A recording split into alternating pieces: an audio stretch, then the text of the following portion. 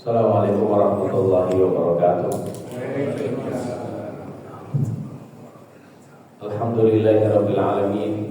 Hamdan katsiran thayyiban mubarakan fihi. Mubarakan alaihi kama yuhibbu rabbuna wa yarda. Wa asyhadu an la ilaha illallah wahdahu la syarika lah. Wa asyhadu anna Muhammadan 'abduhu wa rasuluh.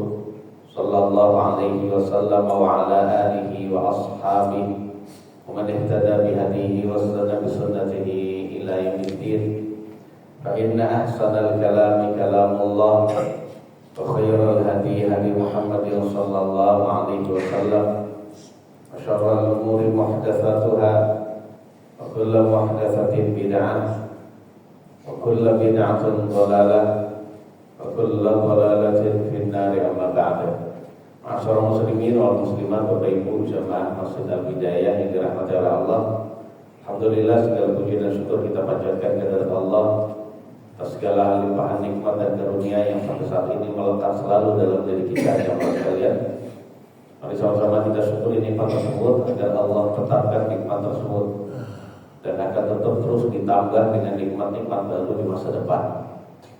Sebab hanya satu-satunya cara jemaah sekalian agar nikmat tersebut tetap ada pada diri kita, terkhusus nikmat hidayah Islam dan iman.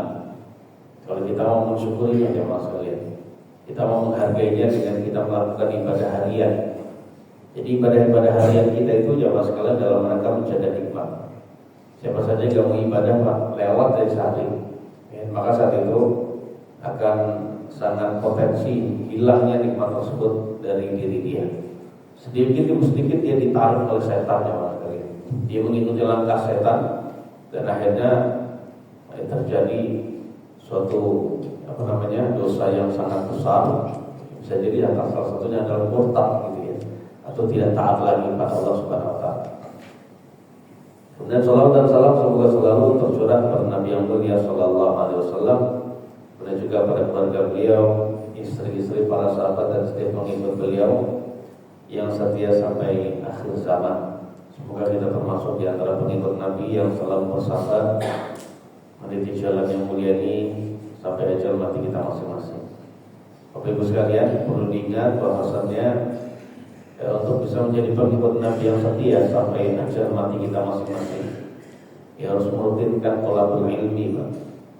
Thalabul ilmi di sini maksudnya ilmu syar'i, menuntut ilmu agama. Ya, untuk bisa mengoreksi amal ibadah kita sehari-hari. Ya dengan cara ngaji, maka ada cara yang lain. Atau dengan cara baca buku yang sudah disediakan oleh DKM itu. Atau bertanya jamaah sekalian. Karena kita semua ini dalam rangka menuju Allah, menuju akhirat. Jadi kita tidak boleh merasa tidak boleh merasa diri kita sudah cukup sempurna, tidak demikian. Tapi baik jamaah sekalian, sama-sama kita ikhlaskan hati kita ya jemaah sekalian untuk sejenak mengaji dan mudah-mudahan dihitung sebagai rahmat Allah Subhanahu wa taala yang selalu tercurah dalam diri kita. Poin yang akan kita bahas kali ini adalah man shara ahlan li wujubiha qabla khurujiha. Jadi orang yang sempat menjumpai kewajiban salat sebelum habis waktunya, Pak. Jadi orang yang sempat menjumpai kewajiban sholat sebelum keluar dari waktunya, itu judulnya, Pak. Artinya kalau sudah seperti itu, boleh nggak usah sholat? Gimana kalau ninggalin sholat? Jamaah sekalian, apabila ada anak kecil yang balik atau orang gila sehat lagi, berakal lagi, atau orang yang pingsan, siuman, Pak, atau perempuan yang haid dan juga nifas suci sebelum keluar waktu sholat. Ingat, Pak, sebelum semua itu terjadi kapan, Pak? Sebelum keluar waktu sholat, sekitar 1 rakaat sebelumnya. Kira-kira orang kalau mengerjakan 1 rakaat kira-kira berapa menit, Pak? Rakaat sempurna 2 menit lah ya kita katakan. Contoh, Pak, ya, dia 2 menit sebelum maghrib, 2 menit sebelum terbenam, dia ada anak kecil balik. Perempuan yang haid dan nifas suci. Orang yang gila apa tadi Pak?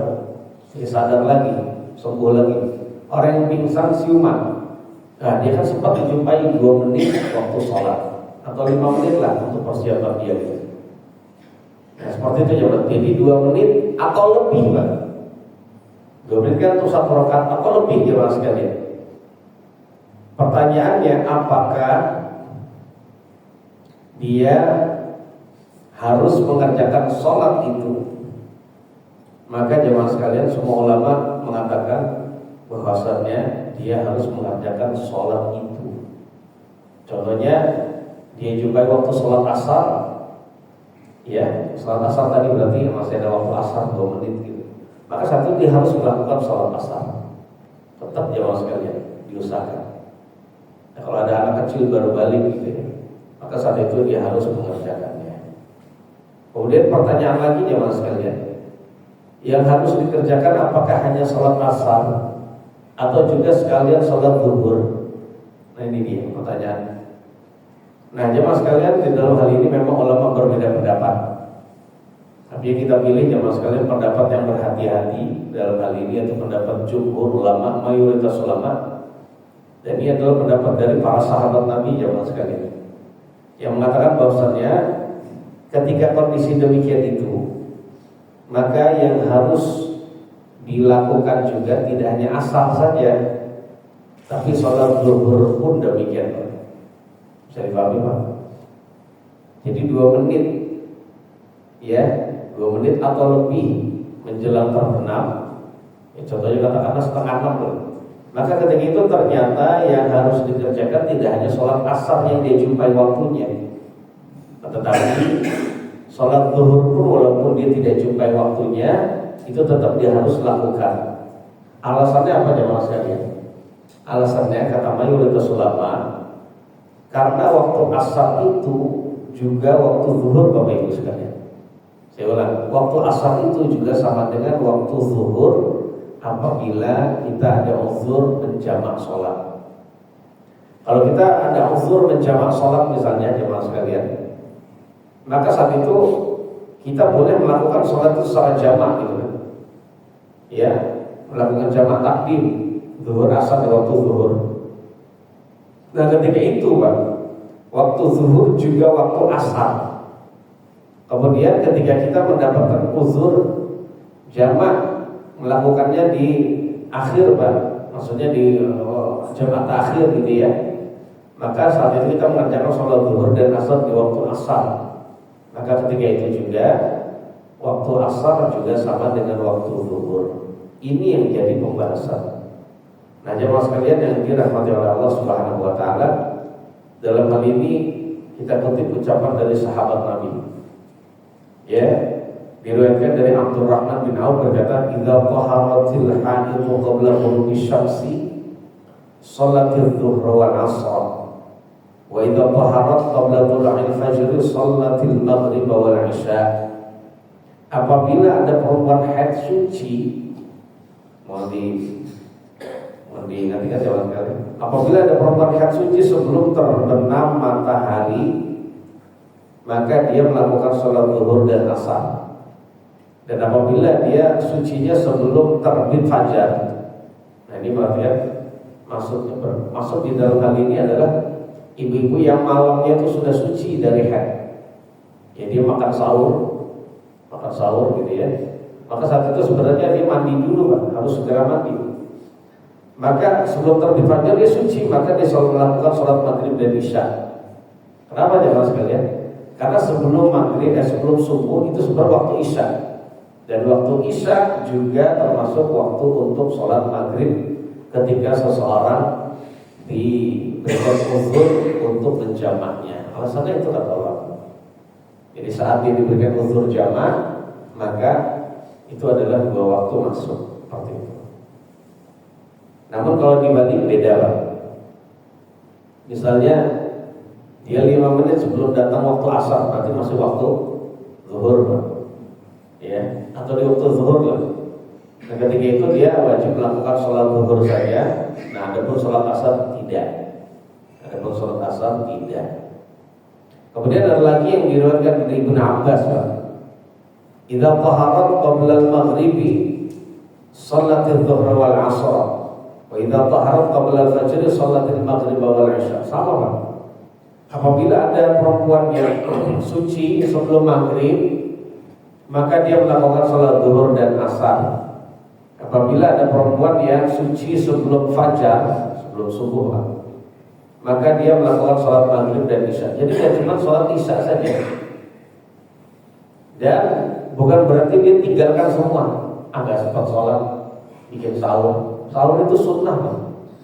Jadi wajib dilakukan oleh perempuan ketika dia sudah suci. Menjelang malam, mohon diingat nanti menjelang pas bulan Ramadan. Jadi bangun ibu jam 4 misalnya atau jam setengah 4. Dia lihat suci, berarti pekerjaan pertama yang harus dia lakukan adalah dia mandi dulu. Mandi habis itu melakukan sholat 7 rakaat. Ya, 7 rakaat apa saja, Pak? Maghrib 3, isya 4. Seperti itu ya maksudnya. Jadi 7 rakaat. Habis itu ya dia persiapan makan sahur. Semua bisa dilakukan oleh ibu. Jadi melakukan dengan api kecil gitu ya. Gitu. Masak dengan api kecil dulu, masak panasin dulu. Habis itu dia melakukan sambil ditinggal untuk mandi haid. Dan seperti itu pula ucapan dari Abu Hurairah radhiyallahu anhu. Dan lain-lain jamaah sekalian. Ternyata yang demikian itu adalah hal yang memang diharuskan menurut mayoritas ulama. Ya seperti itu jamaah sekalian. Ini permasalahan pertama. Namun kalau semenit sebelum apa? Semenit sebelum waktu sholat berikutnya datang, maka saat itu hanya mengerjakan sholat yang dijumpai waktunya saja. Seperti itu aja mas sekalian ya.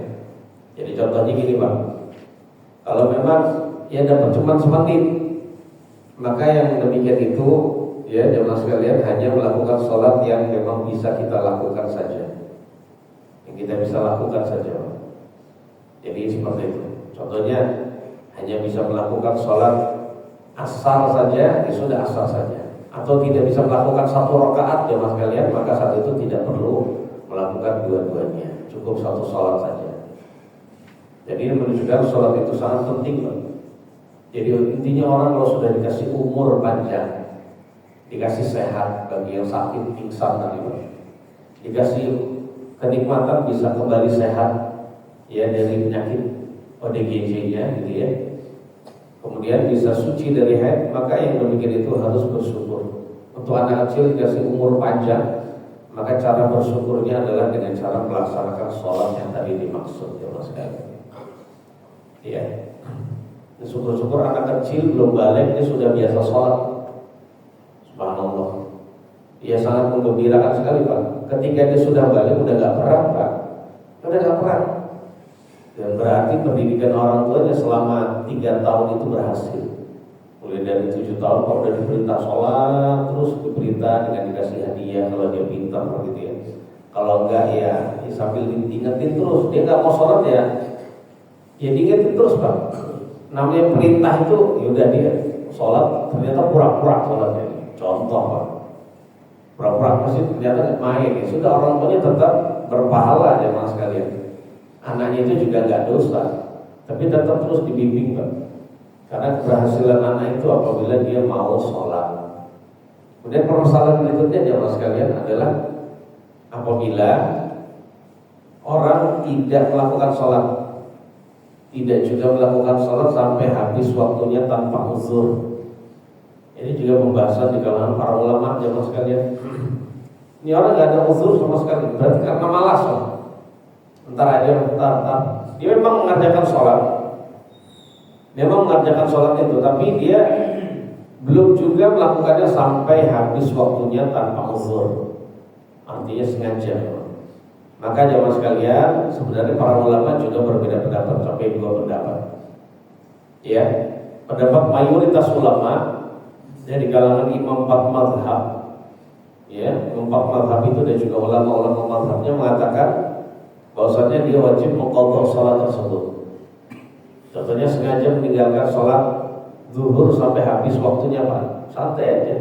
karena meeting lah, karena nonton lah, karena main HP lah, nanggung semuanya. Kata dia nanggung Pak. Ya dalam Islam nggak ada istilah nanggung. Yang paling utama ketika datang waktunya adalah sholat, bukan yang lain. Masak itu belakangan, meeting itu belakangan, bahkan dakwah itu belakangan Pak. Ya karena ketika itu yang wajib kita lakukan sholat, dan itulah yang terbaik. Kalau yang terbaik berarti yang lain itu jamaah sekalian adalah di bawahnya sholat. Ya mari sama-sama kita ingat sabda Nabi, wa'lamu anna khairu a'malikum sholat. Ketahuilah sesungguhnya pekerjaan kalian, perbuatan kalian yang terbaik adalah sholat, jamaah sekalian. Jadi bukan yang lain. Ya termasuk ngajar ngaji, undang-undang ngajar ngaji jamaah sekalian. Nunda-nunda sholat ini tidak boleh juga, sehingga habis waktunya ya mas sekalian, ini juga tidak boleh. Kalau nunda sampai tengah waktu atau sampai akhir waktu masih boleh Pak. Ini yang tidak boleh adalah ditunda sampai habis waktunya Pak. Nah ini yang masuk dalam pembahasan kita. Pembahasan kita kalau sengaja menunda sampai habis waktunya, apakah dia harus mengqadha? Mayoritas ulama harus diqadha Pak. Harus diqadha. Jadi bahkan orang yang sholat dia tinggalkan selama sebulan misalnya, maka selain dia tobat kepada Allah sebagai tobat nasuha, dia juga sebagai bentuk tobatnya dia harus laksanakan sholat sebulan itu. Dia qadha itu Pak, sebulan itu sholat. Ya caranya gimana? Ya tiap hari dia harus qadha itu. Tiap hari harus qadha. Ya contohnya selama sepekan. Sholat sepekan diqadha dalam waktu sehari, sehingga 4 hari itu sudah lunas hutang dia kepada Allah Subhanahu wa taala. Alasannya apa jamaah sekalian? Mayoritas ulama berkata demikian. Karena hadis-hadis yang ada jamaah sekalian yang berkenaan dengan kewajiban mengqadha bagi orang yang lupa. Masih ingat jamaah sekalian pernah ada hadis gitu ya? Karena Nabi bersabda, "Man nama 'an shalatin aw nasiyaha falyusalliha idza dzakaraha." Siapa saja yang ketiduran dari sholat atau dia melupakannya, lupa dari sholat, maka supaya dia melaksanakan sholat itu ketika sudah ingat ya mas kalian. Nah di situ penjelasannya adalah hadis yang mulia ini ya mas kalian, diambil kesimpulan bahwasannya secara aulawiyah, ketika orang yang tidak ada uzur diwajibkan mengqadha, maka ketika ada orang yang ada uzur saja, lupa dan ketiduran, itu juga wajib membayar. Maka orang yang meninggalkannya karena tidak ada uzur, karena menyengaja, lebih wajib Pak. Nah seperti itu. Jadi pendalilan dari mayoritas ulama. Dalil yang kedua jamaah sekalian, dalil yang kedua adalah qiyas jamaah sekalian. Jadi analogi disamakan dengan orang yang sengaja tidak puasa di bulan Ramadan, dia harus mengqadha. Jadi orang yang sengaja tidak puasa di bulan Ramadan, dia harus mengqadha. Seperti orang yang berhubungan intim dengan istrinya di siang hari bulan Ramadan. Selain puasa dia batal, dia harus membayar kafarah kubra. Ketika itu dia juga harus mengqadhanya. Nah, disamakan dengan itu, Pak. Ya, itu namanya analogi. Kemudian jemaah sekalian yang dirahmati oleh Allah Subhanahu wa taala, dan tentu saja itu adalah sebagai hutang dia kepada Allah. Fadainullahi ahaqqu bil wafa. Atau fadainullahi ahaqqu an yuqda. Hutangnya Allah itu lebih berhak untuk dibayar, ditunaikan. Kemudian jemaah sekalian, seandainya kalau sholat yang sengaja ditinggalkan itu ya dengan sengaja, ternyata itu sudah gugur kewajibannya, udah gak dilakukan lagi, hanya cukup taubat saja, maka yang demikian itu jemaah sekalian akan menjadi permainan dan menyia-nyiakan sholat, Pak. Bisa dipahami gak, Pak?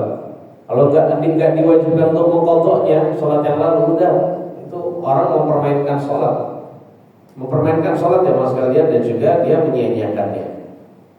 Dan diantara kesempurnaan taubat adalah dia harus mengqadha apa yang wajib dalam tanggungannya. Seperti hutang anak Adam jemaah sekalian ya. Seperti hutang anak Adam apabila dia mengingkarinya, dia pernah ngutang tapi dia ingkar, enggak, saya enggak ngutang gitu. Namun ternyata habis itu dia taubat kepada Allah, menyesal, maka tetap harus diqadha, Pak. Harus diqadha hutangnya itu. Nah, seperti itu ya Mas sekalian. Begitu juga Nabi kita yang mulia sallallahu alaihi wasallam itu pernah mengqadha salat di saat perang Khandaq dikarenakan kesibukan beliau dengan jihad setelah habis waktunya, Pak. Nah, makanya ya Mas sekalian, selain orang yang tersibukkan dengan jihad, maka ya lebih lagi wajib untuk mengqadhanya. Nah, kita apa sih kesibukan kita? Kesibukan jihad itu kan gimana ya Mas sekalian? Itu kan berkenaan dengan nyawa ya Mas sekalian. Itu saja diqadha oleh Nabi. Nabi pernah itu mengqadha salat itu, Pak. Jadi pas maghrib itu beliau belum salat maghrib, isya maghrib. Belum apa? Salat zuhur, maaf. Beliau belum salat zuhur, asar, habis itu maghrib. Jadi salat zuhur, asar, maghrib dikerjakan di waktu maghrib ya Mas sekalian. Itu beliau pas lagi jihad fisabilillah. Maka orang yang tidak tersibukkan dengan jihad, ya cuma meeting doang, apa sih? Kehilangan pekerjaan kalau nggak meeting itu nggak sampai menghabiskan nyawa kita. Itu lebih wajib lagi jemaah sekalian untuk kita kerjakan. Wallahu a'lam bishawab, itu pendapat mayoritas ulama. Dan ini pendapat yang memang nggak main-main, Pak. Itu sebagai hukuman bagi dia. Kalau dia tidak melakukannya, dia berarti menghadap Allah dalam keadaan punya hutang pada Allah. Orang kalau punya hutang pada manusia aja malu, Pak, hina, benar nggak, Pak? Makanya kata ulama, hutang itu adalah kehinaan di waktu siang, kemudian kepikiran terus di waktu malam. Ya bikin susah ya Mas sekalian. Nah, dalam kondisi demikian, nah kalau ketemu orang yang pernah yang menghutangin kita, Pak, malu, Pak, akan menghindar gitu aja. Kalau sholat di berjamaah atau sholat berjamaah, dia akan selalu berada di belakang, telat gitu, datangnya telat, kemudian pulangnya duluan supaya nggak dilihat. Karena orang yang ngutangin di depan terus sholatnya misalnya, malu, Pak. Nah, kalau dengan Allah lebih dari itu, Pak, hinanya. Mau ngobat kemana dengan Allah, Pak? Semuanya la takhfa alaihi khafiyah. Nggak ada satu pun yang samar bagi Allah subhanahu wa ta'ala. Jadi mengerikan sekali. Kemudian pendapat yang kedua, pendapat sebagian ulama. Sebagian ulama yang mengatakan tidak wajib dia mengqadhanya, bahkan tidak sah. Jadi tidak wajib dia mengqadhanya, bahkan tidak sah. Ini menurut pendapat yang kedua ya Mas sekalian. Ya wallahu a'lam bishawab. Jadi kalau ada orang yang menyia-nyiakan sholat bertahun-tahun, ya sudah, dia tobat saja yang nasuha. Tobat nasuha itu adalah tobat dia sesali, tangisi, ya perilaku dia yang lalu. Nah, untuk berikutnya ke depannya dia perbaiki sholatnya dengan sholat tepat waktu, berjamaah di masjid, perbanyak sholat sunnah, ya sering sholat sunnah, jangan malas untuk sholat sunnah. Dan semua kesibukan yang membuat dia abaikan. Contohnya HP yang membuat dia ini, ya sudah diabaikan itu. Seperti itu jemaah sekalian. Nah, kalau sudah begitu, insya Allah bisa. Dan itu bisa terhapus dosa-dosanya. Wallahu a'lam. Yang jelas sholat sunnah, Pak. Jadi kalau ada orang yang menyia-nyiakan sholat, yang menyia-nyiakan sholat bertahun-tahun, sudah nggak ada cara lain bagi dia jemaah sekalian untuk bisa menyempurnakan sholat yang sudah lalu, melainkan dengan dia memperbanyak sholat-sholat sunnah. Karena khawatir jemaah sekalian yang dirahmati Allah, dia mati dalam keadaan ternyata sholat wajibnya kurang, sholat sunnahnya nggak ada, atau sholat sunnah cuma sedikit jemaah sekalian. Alhamdulillah. Udah amalan yang lain itu nggak dilihat sama sekali, nggak dipandang, Pak. Walaupun dia baik dalam amalan zakat, siamnya rajin, sama orang tuanya dia berbaktinya luar biasa, haji umrohnya bolak-balik, sama fakir miskin baik, sholatnya nggak diperhatikan, hilang, Pak. Sia-sia semua dan rusak.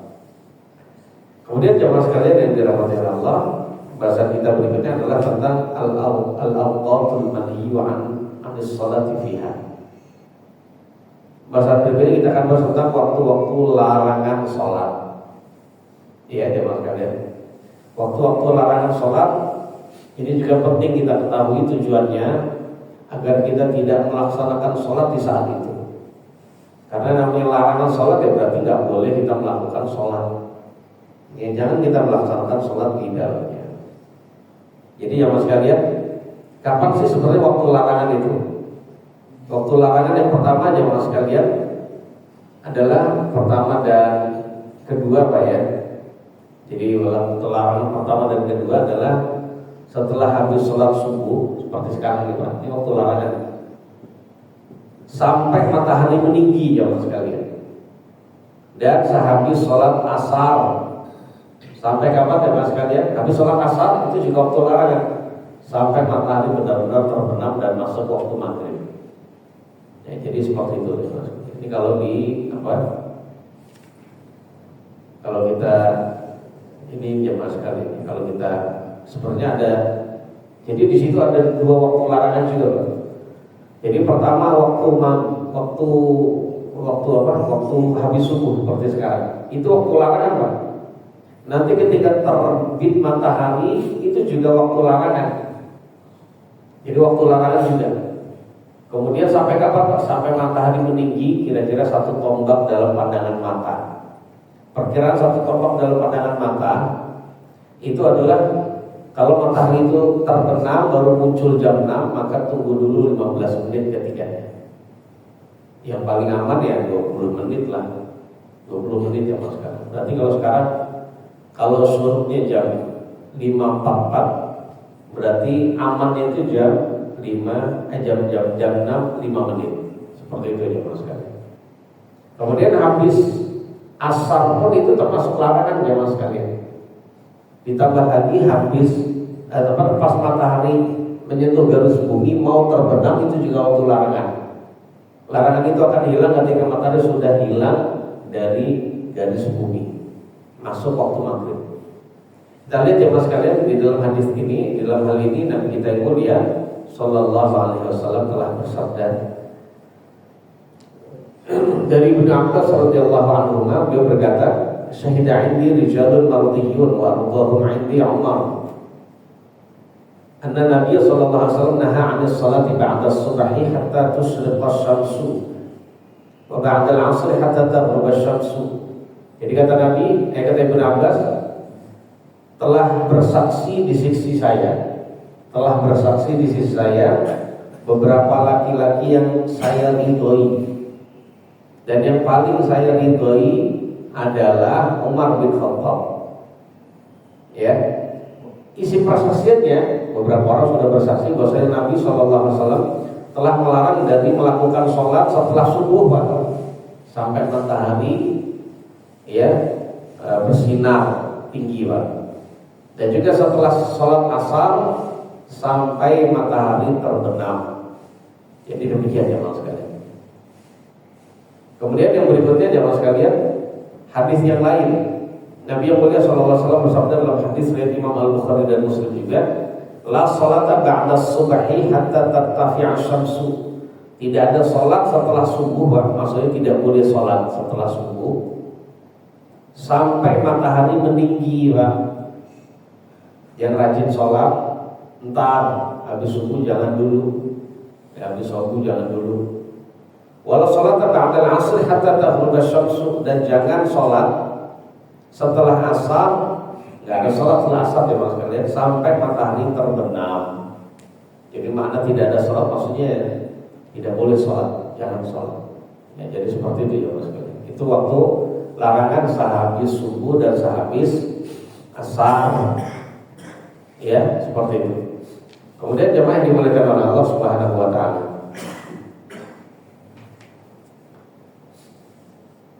Sebenarnya kalau dipecah itu ada 4. Habis subuh, habis asar, ketika matahari terbit, ketika matahari mau terbenam. Itu 4. Kemudian waktu larangan yang berikutnya adalah waktu zawal, yaitu waktu matahari berada di tengah langit ya mas sekalian. Itu juga waktu larangan.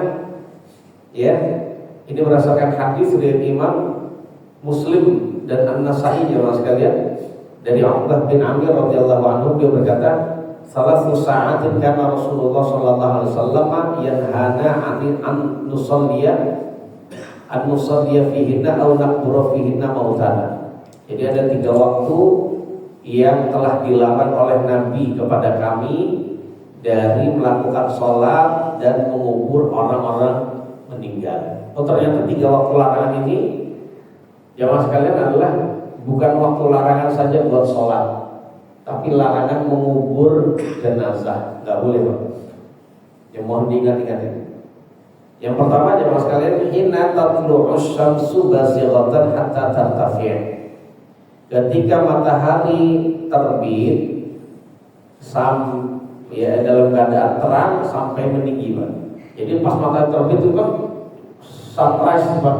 Kan terang tuh. Itu nggak boleh sholat. Sampai kapan? Hatta tartafi', sampai matahari meninggi. Ya, perkiraan itu 20 menit setelahnya. Itu yang pertama. Yang kedua adalah wahina yaqumu qa'imu dhahirati hatta tamila syamsu. Ketika matahari meninggi, Pak. Ketika matahari tinggi tepat berada di tengah langit, ya siang hari bolong matanya, sampai matahari tergelincir sedikit saja ke arah barat. Kemudian wahina tadayyafu syamsu lil ghurubi hatta tahuba. Ketika matahari akan terbenam, ketika matahari condong akan terbenam, jadi pas udah merah banget gitu, Pak, menyentuh garis bumi bulatannya itu, maka itu adalah waktu larangan. Sampai kapan waktu larangan itu? Sampai matahari terbenam betul-betul. Nah, ketika itu terjadi hukum waktu larangan udah nggak ada, waktu maghrib sudah masuk, kemudian waktu berbuka puasa sudah halal. Nah, begitu cuma saya. Nah, seperti itu jamaah dibolehkan oleh Allah, mohon diingat-ingat. Kemudian pertanyaannya, ada mungkin di sini mengubur jenazah di waktu habis asar, habis sholat asar mengubur jenazah, hukumnya boleh apa enggak? Hukum mengubur jenazah habis sholat asar dan habis sholat subuh seperti sekarang ini, hukumnya tidak mengapa, boleh, Pak. Kan yang dilarang mana, Pak? Pas matahari terbit. Kalau pas habis subuh, habis sholat subuh, berarti jangan sampai matahari pas terbit. Gitu saja, Pak. Kemudian pas habis asar nggak apa-apa, karena yang dilarang adalah pas matahari terbenam. Jadi boleh-boleh saja, Pak. Ya, jadi namun ketika sudah sampai di kuburan, ini misalnya, Pak, sudah sampai di kuburan, ternyata matahari pas terbenam, tunggu dulu, Pak. Ya sudah, taruh dulu jenazah di pinggiran kuburan, jangan dikuburin dulu, Pak. Kan saat itu dilarang. Dan waktu larangan ini, Pak, nggak lama aja, Mas sekalian. Waktu larangan cuma sebentar. Kita nunggu dulu sebentar, mungkin sambil tausiah, nggak apa-apa itu, Pak. Sampai di kuburan ternyata waktu larangan datang, tunggu dulu. Ya, jadi seperti itu. Tausiah dulu. Tausiah boleh diduluin, Pak. Justru sepertinya di zaman Nabi itu pernah Nabi dengan para sahabat kubur jenazah. Nah, ternyata kuburannya belum digali. Ya sudah, Nabi kasih tausiah. Nanti setelah selesai kubur jenazah, yang dilakukan bukan tausiah lagi tapi doa seperti itu. Udah habis itu pulang. Demikian ya, Mas sekalian. Nah, alasannya kenapa, Pak? Nah, di dalam hadis lain ya, Mas sekalian, ternyata Nabi menjelaskan alasan kenapa dilarang sholat. Kita lihat ya, Mas sekalian, hadis yang mulia diriwayatkan oleh Imam Muslim. Ya, Nabi kita SAW pernah bersabda kepada sahabat Nabi namanya Amr bin Abasah. Salli salat as-subhi, salatlah kamu salat subuh. Lakukanlah salat subuh. Tsumma aqsir 'ala salati hatta tatlu asy-syamsu hatta tartafi. Kemudian berhentilah dari salat. Habis salat subuh, berhentilah dari salat, jangan salat sampai matahari terbit dan meninggi. Fa innaha, ini jelasan. Fa innaha tatlu'u hina tatlu'u baina qarnai syaitanin. Karena matahari saat itu terbit di antara dua tanduknya setan. Jadi saya ulang, alasannya kenapa kita tidak boleh sholat di waktu terbit matahari, pas terbit matahari, karena matahari terbit, saat dia terbit itu di antara dua tanduknya setan. Artinya setan itu saat matahari terbit, Pak, itu meletakkan dirinya, memasang dirinya itu di antara itu tadi di tempat terbitnya, sehingga itu terletak di antara dua tanduknya setan. Jadi dia meletakkan dirinya saat itu di situ, ya, di tempat lurusnya terbit matahari, sehingga ketika itu matahari seakan-akan di antara dua tanduknya setan. Karena memang setan punya tanduk, Pak. Setan punya tanduk. Nabi yang ngomong gitu ya. Nah, seperti itu jawaban. Wahina idzin, ini alasan yang kedua. Wahina idzin yasjudu lahal kuffar. Dan ketika itu juga orang-orang kafir, maksudnya orang-orang musyrik sujud kepada matahari. Jadi kebiasaan orang musyrik sujudnya itu adalah ketika matahari baru terbit, ketika Tuhannya baru muncul, Pak. Tuhan kok baru muncul? Ya, ternyata Tuhan juga bisa hilang. Nah, inilah yang gak disukai oleh Nabi Ibrahim dulu saat ya dialog dengan orang-orang Babilonia. Wah, ini Tuhan saya bintang-bintang nih, indah banget. Tapi setelah hilang, wah saya gak suka sama Tuhan yang hilang. Habis itu datang bulan, wah bulan ini lebih terang daripada bintang, ini Tuhan saya. Ternyata setelah hilang, aduh saya gak suka yang hilang juga. Di doa sama Allah agar ditunjukkan. Ini maksudnya adalah untuk nyindir orang-orang Babilonia. Habis itu ada matahari, Pak. Wah ini matahari ini lebih besar, lebih terang, paling terang itu Tuhan saya. Setelah terbenam, ya udah akhirnya nggak suka juga. Saya nggak suka dengan matahari apa Tuhan yang terbenam yang nggak kelihatan lagi. Nah, ini sedikit nyindir orang-orang Babilonia ketika itu ya Mas. Nah seperti itu ya. Jadi dua alasan, Pak. Jadi ketika itu berarti kalau kita melakukan sholat di situ berarti kita melakukan tasyabuh dengan orang musyrik, menyerupai orang musyrik nggak boleh. Dan sama dengan saat itu kita nyembah setan. Karena ketika setan saat matahari terbit itu dia berada di lurusnya terbit matahari. Supaya apa kata setan? Maksud setan seperti itu karena supaya orang yang sholat sujud di saat itu sama dengan sujud sama dia. Mau nggak kayak gitu, Pak? Nggak mau, Pak. Jangan. Ya seperti itu. Tsumma shalli fa inna as-salata mahdhuratun mashhudatun hatta yastaqilla dhillu birruh. Kemudian setelah matahari meninggi, Pak, silakan berarti datang waktu duha awal itu. Pergi nanti jam 6, 5 menit. Itu duha awal. Silakan kamu sholat. Karena sholat ketika itu didatangi dan disaksikan oleh para malaikat. Sampai kapan, Pak, boleh sholatnya? Sampai ya bayangan itu tegak. Bayangan yang ada pada tombak itu tegak, Pak. Tegak itu maknanya adalah tidak ada sama sekali. Bayangan yang ada pada tombak itu tegak, nggak ada bayangan sama sekali. Udah saat itu, summa aksir anis sholat. Kemudian ketika bayangan itu tegak, nggak ada bayangan sama sekali, maka berhentilah dari sholat. Fa innahu hina idzin tusajjaru jahannam. Nah ini Nabi beritahu alasannya. Kenapa pas lagi matahari berada tegak, ya berada tegak yang di bawah kita nggak boleh sholat. Ini sebelum waktu zuhur masuk, Pak, ya. Karena ketika kata Nabi, ketika itu neraka jahanam sedang dinyalakan dengan nyala yang sangat besar. Khawatir orang yang sholat ketika itu justru membuat dia masuk dalam neraka. Fa idza aqbala al-fai'u fashalli. Ketika bayangan itu sudah condong ke arah barat, nah ke arah timur, maaf ya kalau bayangan ya, kalau matahari condongnya ke arah barat, bayangan berarti ke arah timur. Udah condong itu udah kelihatan bayangan. Maka saat itu silakan sholat. Fa inna sholata mashhudatun mahdhuratun hatta tusalliyal asra. Karena sholat ketika itu disaksikan dan didatangi oleh para malaikat sampai kamu sholat asar. Tsumma aksir anis sholat. Kemudian setelah sholat asar kamu berhenti sholat. Hatta taghruba syamsu, sampai matahari terbenam. Fa innaha taghrubu baina qarnai syaitani wa hina idzin yasjudu lahal kuffar. Alasan nggak boleh sholat saat matahari hampir terbenam, Pak. Alasannya sama seperti ketika matahari pas terbit. Ya, karena ketika matahari terbenam itu di antara dua tanduknya setan. Apa maknanya, Pak? Setan mengarahkan dirinya, ya, dan juga tanduknya pada arah terbenam matahari. Supaya orang yang sholat saat itu sama dengan sholat kepada dia, sujud kepada dia. Dan ketika itu pula yang kedua, orang-orang musyrik kafir sujud kepada matahari yang akan hilang, seperti itu. Hadis sahih riwayat Imam Muslim. Ya, ini adalah alasan. Itu 3 larangan yang Mas sekalian yang harus benar-benar kita ketahui.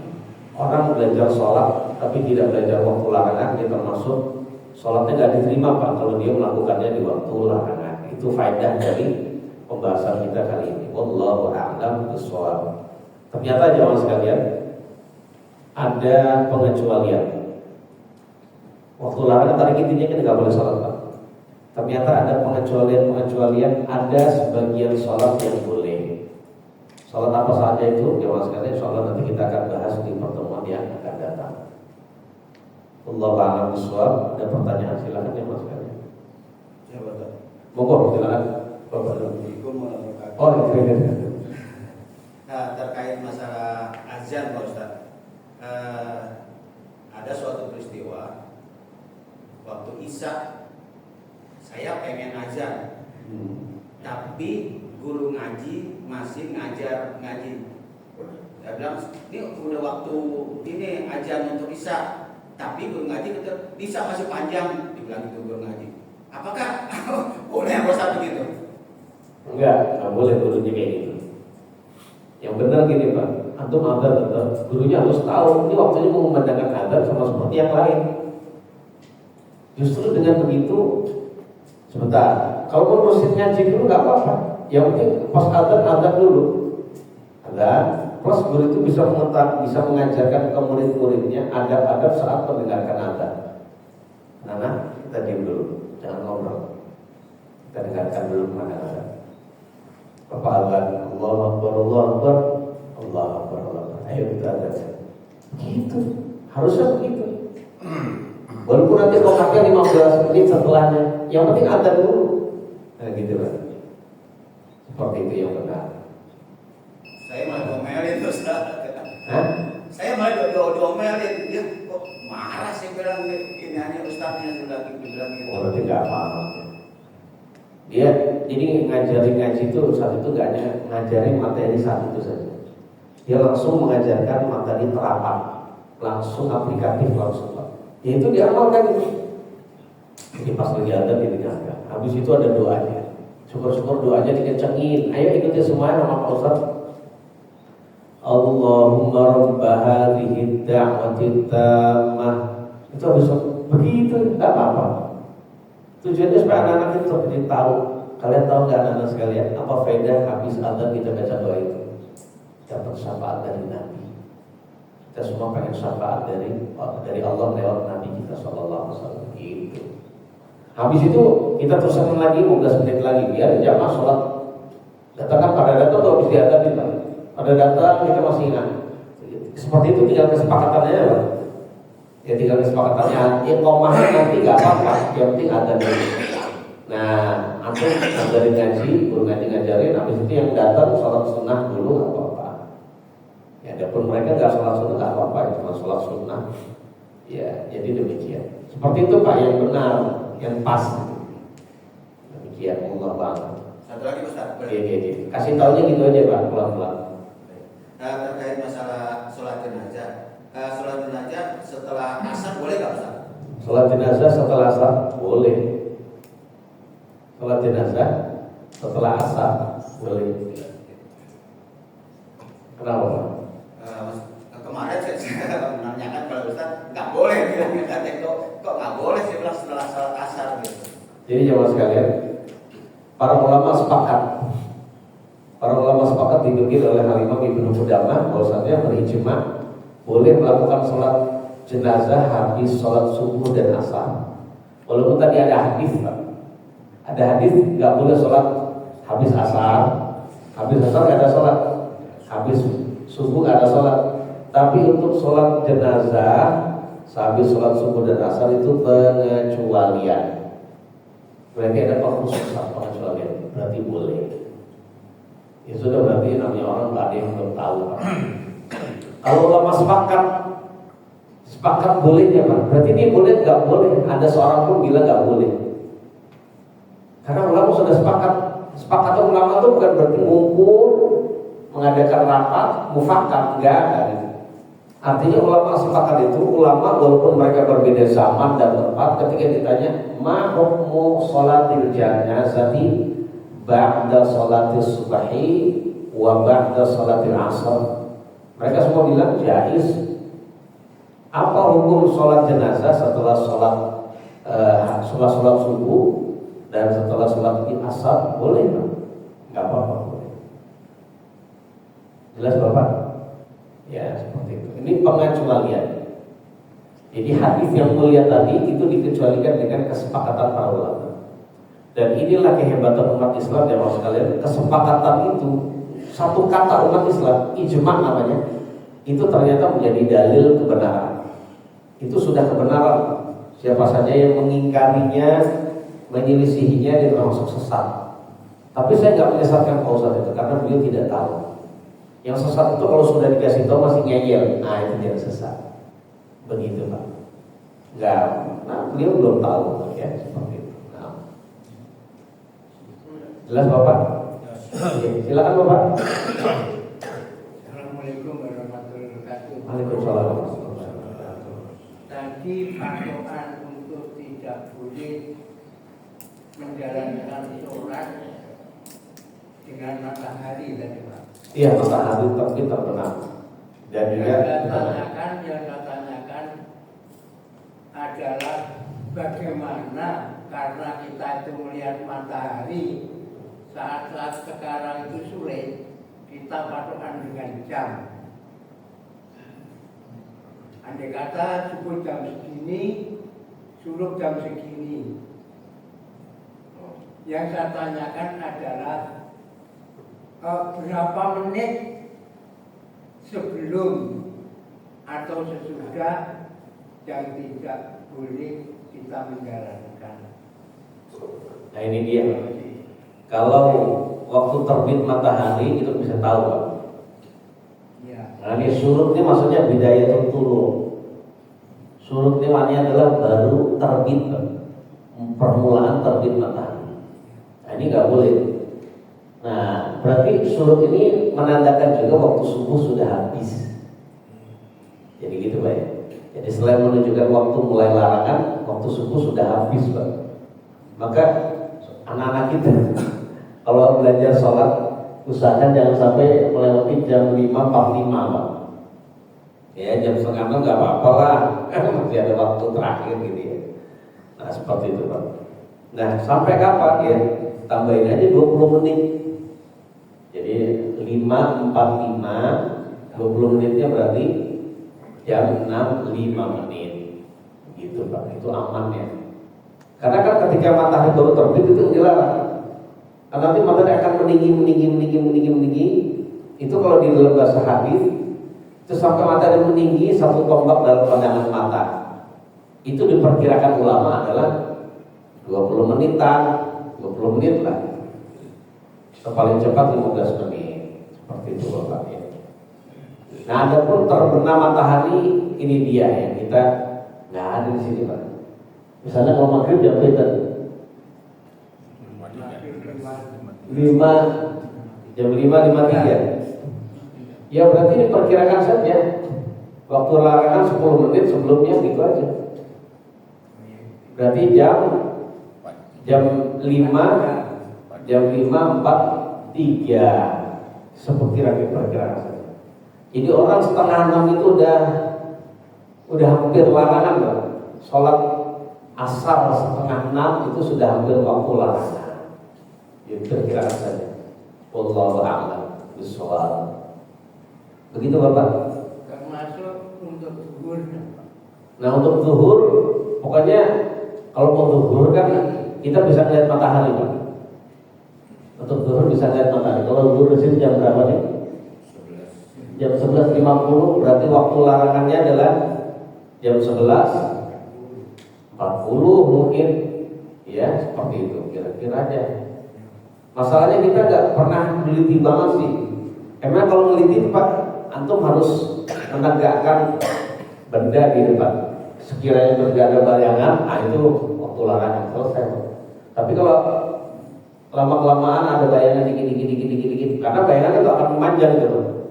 Ketika ada sedikit aja, itu 1 cm udah masuk waktu zuhur. Begitu Pak. Wallahu a'lam.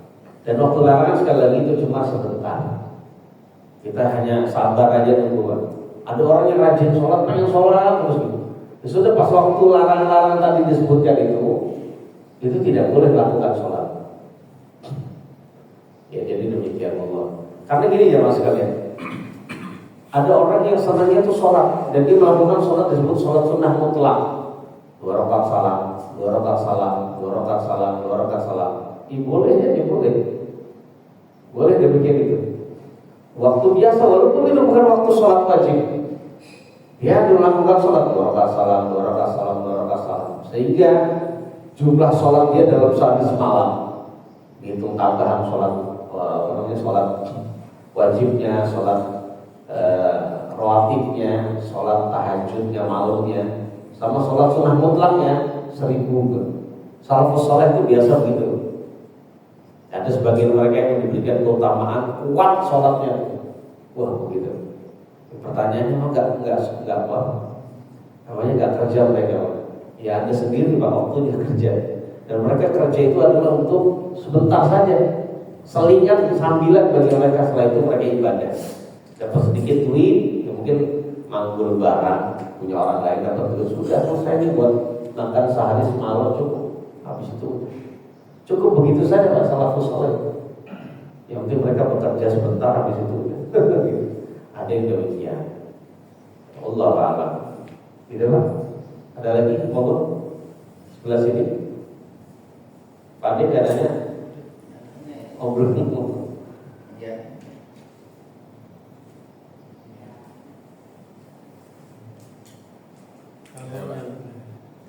Dan Bapak dulu sini. Ya, Assalamualaikum warahmatullahi wabarakatuh. Waalaikumsalam warahmatullahi wabarakatuh. Kita kan setelah ini bisa menjalankan sholat surup ya. Iya Pak. Apakah sholat surup itu awal dari sholat duha? Yang kedua, apakah kalau memang itu awal dari sholat duha, sholat surup, apakah kita bisa langsung mengerjakan sholat duha Pak? Habis sholat suruh Ya. bisa Pak. Sekalian antum niatkan sholat duha juga nggak apa-apa. Sholat sunnah suruh, sholat suruh maksud saya. Dan juga sekalian sholat duha niat atau antum lakukan sendiri-sendiri juga boleh. Nggak apa-apa.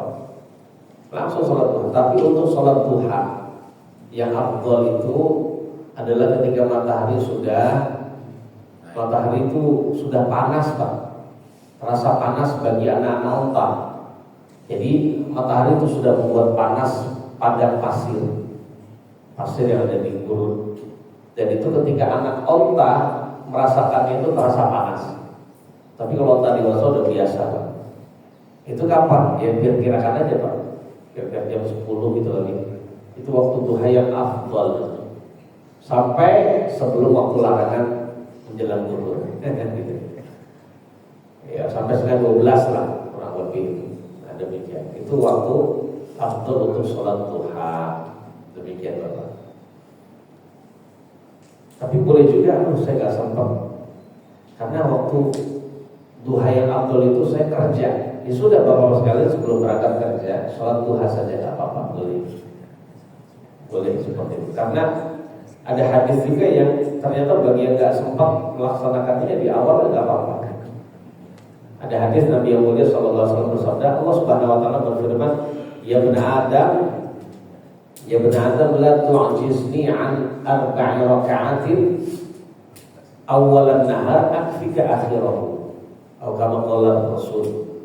Wahai anak Adam, kata Allah dalam hadis kursi, jangan kamu merasa lemah.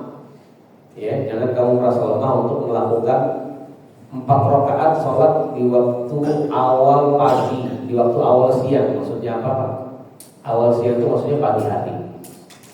Nah kalau kamu melakukan ini, saya akan cukupi kamu sampai akhir siang, maksudnya sampai sore hari.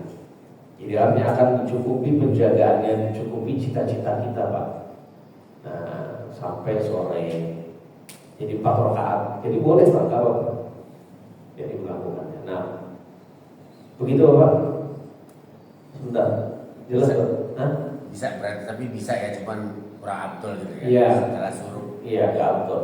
Yang abdul yang kalau memang antum waktu libur sebaiknya dilakukan di waktu yang sudah terang, sudah kepanasan. Ya, jadi demikian. Bapak itu dulu silakan tadi.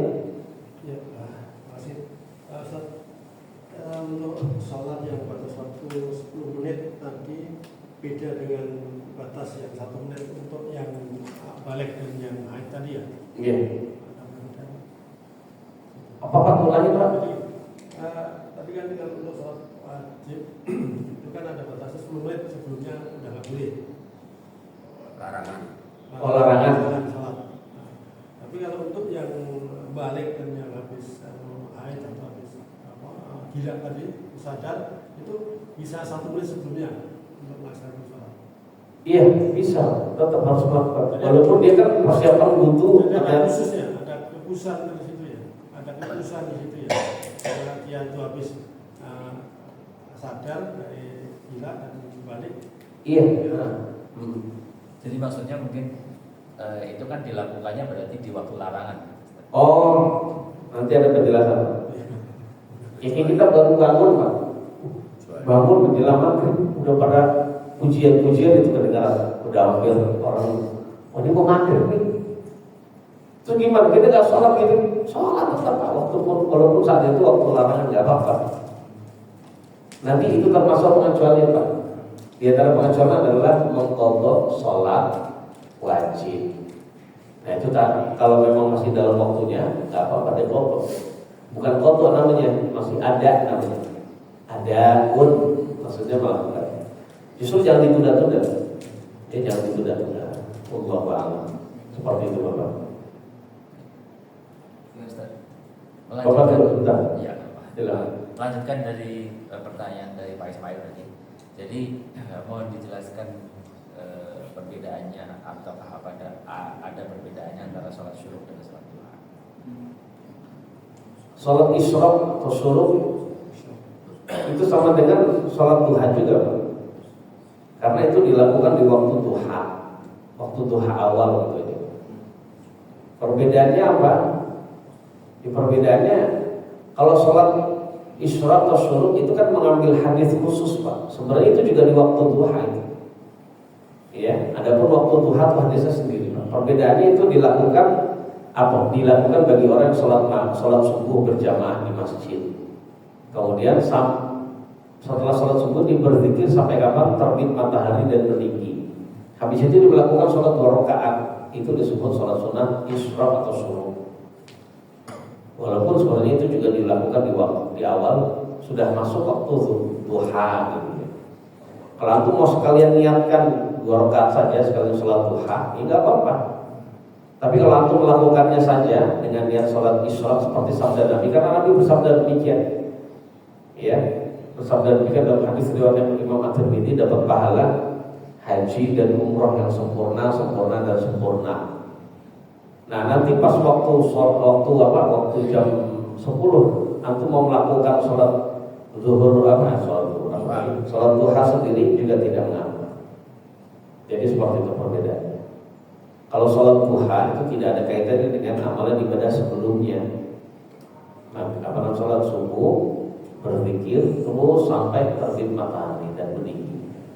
Tapi kalau sholat syuruk ada kaitannya. Jadi demikian.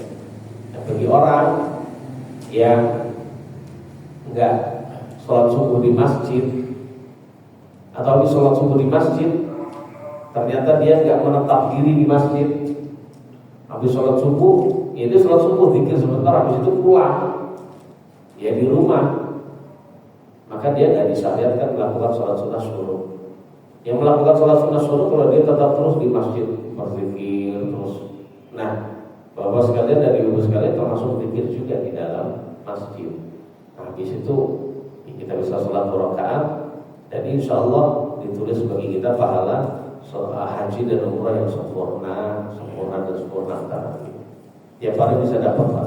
Gitu. Wallahu a'lam. Bapak tadi namanya mohon silakan terakhir. Assalamualaikum warahmatullahi wabarakatuh. Waalaikumsalam warahmatullahi wabarakatuh. Ustaz tadi kan supaya tidak bingung kan penjelasan waktu larangan sholat dan ada sholat yang di pengecualian. Mungkin bisa Ustaz menjelaskan lebih detail tentang masalah ini. Pengecualian besok Pak. Oh, besok. Ah iya. Sabar. Coming soon, insya Allah. Nanti sama judulnya pengecualian waktu larangan. Anda masih boleh, boleh melakukan sholat ini di waktu larangan. Nah, gitu aja Pak. Gitu aja. Insya Allah Pak. Mudah-mudahan. Tapi sebelumnya Antum bisa baca dulu pada buku yang sudah dibeli oleh DKI. Enggak apa-apa Antum duluan. Enggak offset kawan. Silakan Pak. Ada pertanyaan lain tapi di luar dari sholat atau mungkin. Moga silakan terakhir enggak apa-apa. Kan tidak apa-apa ya tadi di luar. Enggak apa-apa. Insyaallah.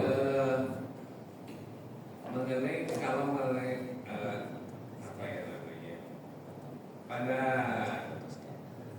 saat Anda meninggal, itu saya juga bertanya waktu itu tentang masalah tahlilan itu mungkin tidak perlu dibahas lagi. Cuma saya ada lagi kejadian tentang masalah rajia yang bisa dilakukan oleh mungkin masyarakat itu yang dilakukan satu waktu hari pertama, kedua dan ketiga. Isinya beda dengan tahlilan karena si tuan rumah juga tidak dibebankan makanan apa terus mengadakan apa-apa.